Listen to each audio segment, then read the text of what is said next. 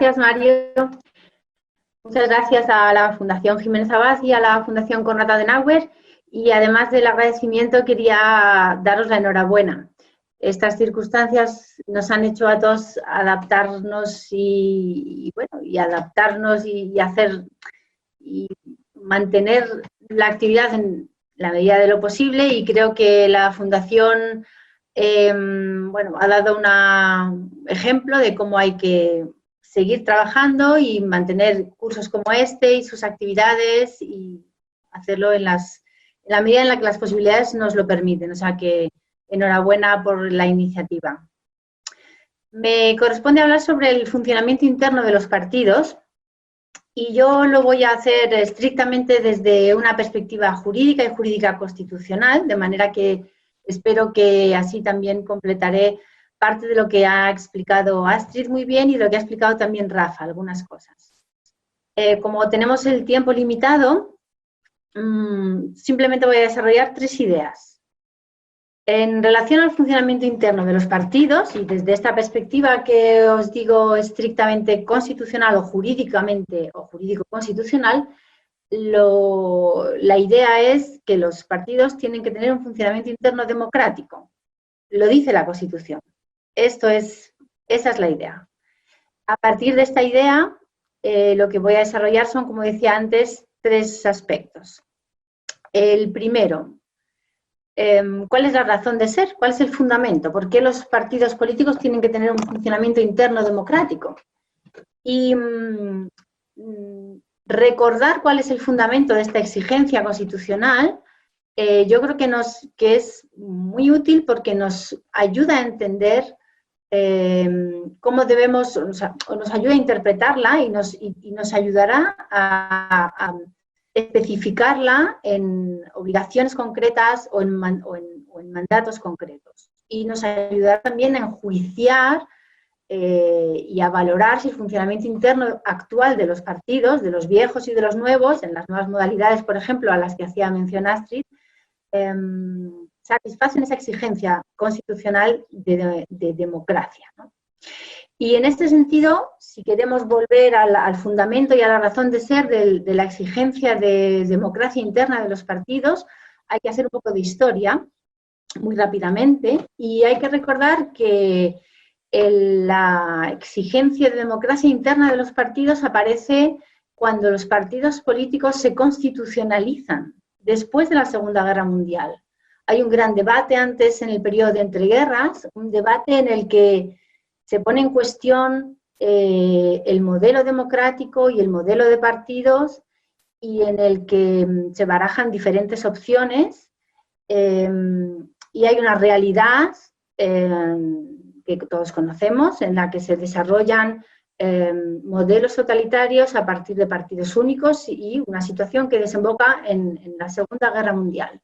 El constitucionalismo que se construye después de la Segunda Guerra Mundial es un constitucionalismo que, a partir de los debates de entreguerras y como reacción a la experiencia del gran conflicto bélico, decide que el Estado va a ser un Estado democrático, pero un Estado de democracia pluralista y un Estado de democracia de partidos. No hay alternativas. Como de la misma manera que en el periodo de entreguerras se barajan diferentes opciones, volver atrás, democracia sin partidos.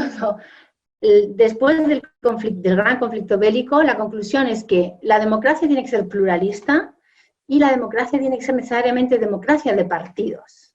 Es también una manera de reconocer que el Estado necesariamente va a ser un Estado de partidos. Reconocer esa realidad, ¿no? De manera que la exigencia de democracia interna es la obligación que se atribuye a los partidos para que esa democracia, ese nuevo modelo democrático, sea realmente democrático, ¿no? La manera de garantizar las democracias después de la Segunda Guerra Mundial es garantizar que el funcionamiento de los partidos va a ser democrático. Esa es la razón de ser de esta exigencia constitucional, ¿no? que luego se concreta en la idea, como que tiene que ver con lo que se apuntaba Astrid, de que los partidos, para hacer realidad la democracia, porque son los únicos que pueden hacer realidad la democracia pluralista, tienen que estar conectados con los ciudadanos, tienen que estar conectados con su base social y tienen que ser capaces de construir la formación, la voluntad del Estado, la voluntad política en un proceso de integración de abajo arriba, con participación de abajo arriba, ¿no? Esa es la razón de ser. Y me interesa mucho, o me parece que es muy importante recordar dónde aparece la exigencia y en qué condiciones aparece esta exigencia. Segunda idea. La democracia interna de los partidos, el funcionamiento interno democrático de los partidos, forma parte de lo que podríamos denominar el estatuto jurídico constitucional de los partidos. Cuando después de la Segunda Guerra Mundial, vuelvo a algo que mencionaba antes, se decide que el Estado que se va a construir va a ser un Estado social y democrático de derecho, pero una democracia de las características que he mencionado antes, se admite que es absolutamente imprescindible incorporar a los partidos al orden constitucional. Sabemos todos que los partidos han tenido una relación complicadísima con el derecho y que el derecho les ha ignorado, les ha prohibido, bueno, les ha permitido, bueno, mirando casi hacia otro lado, pero es después de la Segunda Guerra Mundial cuando los partidos se constitucionalizan en el sentido no solo de reconocer que existen los partidos y que cumplen una función, sino en el sentido que decía yo antes, de admitir que sin partidos no hay democracia posible. Y se constitucionalizan en el sentido de que se les somete también al orden constitucional, de que se les sujeta a derechos y a obligaciones. ¿Cuáles? Las necesarias para que los partidos puedan desempeñar ese papel de hacer posible el Estado democrático, la democracia pluralista, ¿no? En ese estatuto jurídico constitucional, el gran principio que bueno, ha regido el régimen jurídico de los partidos es el de la libertad, que es en orden lógico el primero, que necesitan los partidos políticos para cumplir su función de mediadores entre la sociedad y el Estado y su función de hacer posible el Estado democrático, ser libres, en primer lugar. Ese primer principio del estatuto jurídico es bastante sencillo. El de la exigencia de funcionamiento interno democrático es bastante más complicado, porque el de la libertad exige prácticamente que el Estado no haga nada, ¿no? Que no intervenga, que les deje a los partidos hacer. Pero la exigencia de funcionamiento interno democrático no es tan sencilla de desarrollar. Primero, porque se encuentra con que prácticamente se la enfrenta a ese otro principio de libertad, ¿no? Y en relación a esto, creo que hay que comprender que entre la libertad y la democracia interna de los partidos no hay que... No debe percibirse que exista una contradicción, que no es tal contradicción, sino ambos principios se complementan, porque la exigencia de democracia interna debe entenderse como una exigencia que garantiza la libertad no de los partidos, que esa ya viene protegida por el principio de libertad, sino una garantía de libertad en los partidos, en el interior de los partidos, ¿no? Y de esta manera se interpretan de manera complementaria y permiten a los partidos desempeñar o deberían permitir a los partidos desempeñar correctamente su función. Tercera idea.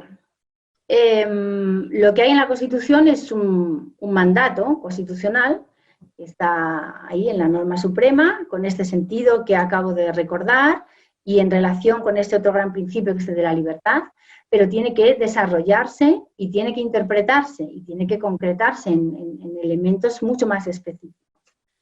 El primer paso en orden lógico sería el de la interpretación.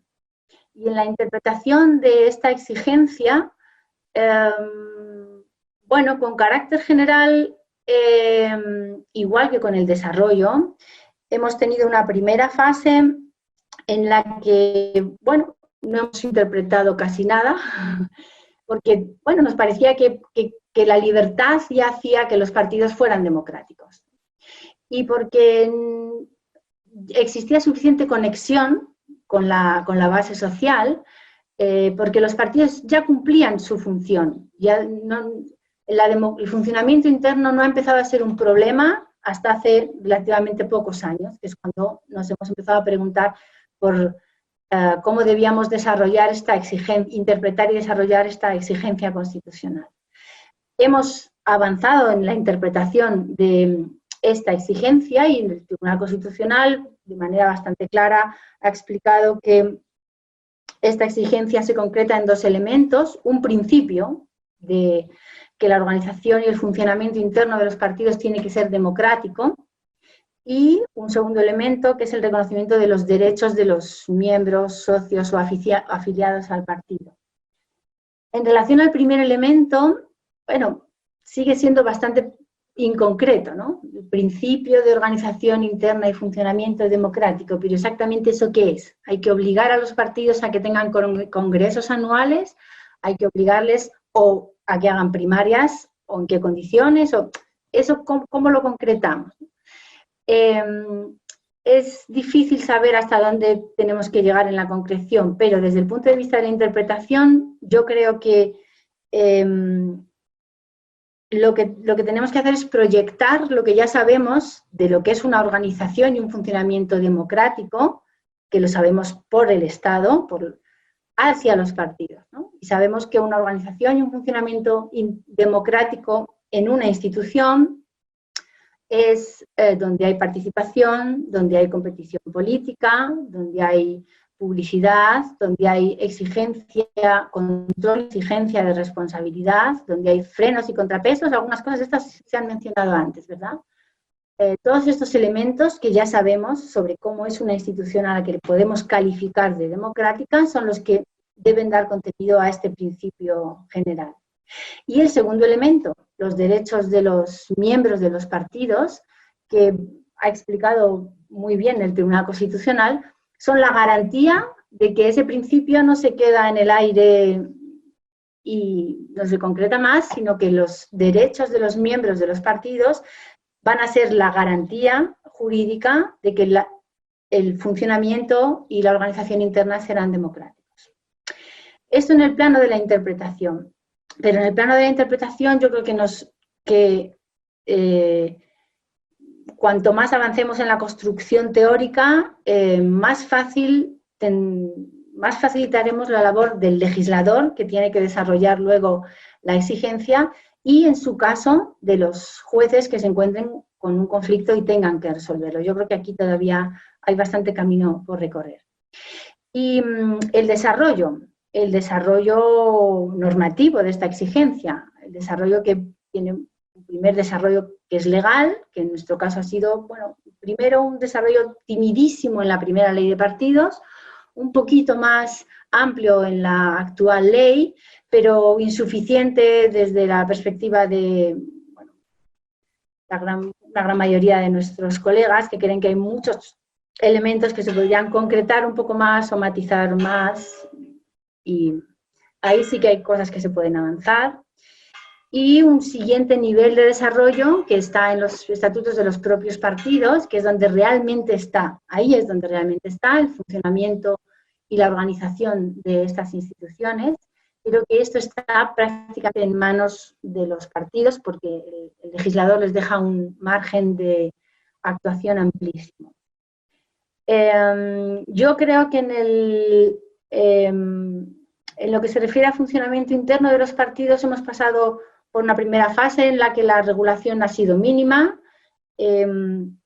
Estamos en una fase en general en España y en otros países de nuestro alrededor en la que, bueno, se está avanzando en la regulación de muchos aspectos de los partidos políticos, en este sentido de desarrollar las exigencias constitucionales y de garantizar hasta donde se nos ocurra o seamos capaces de garantizar que los partidos siguen siendo capaces de cumplir su función.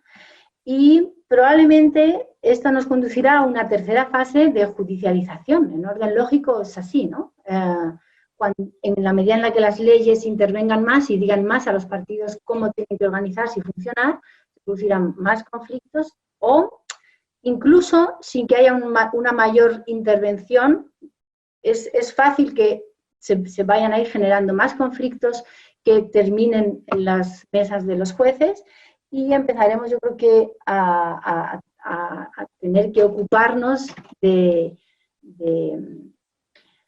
primero de dar elementos teóricos con los que puedan funcionar los jueces que tengan que resolver estos conflictos y segundo, de procesar la jurisprudencia que vayan construyendo los jueces al resolver este tipo de conflictos.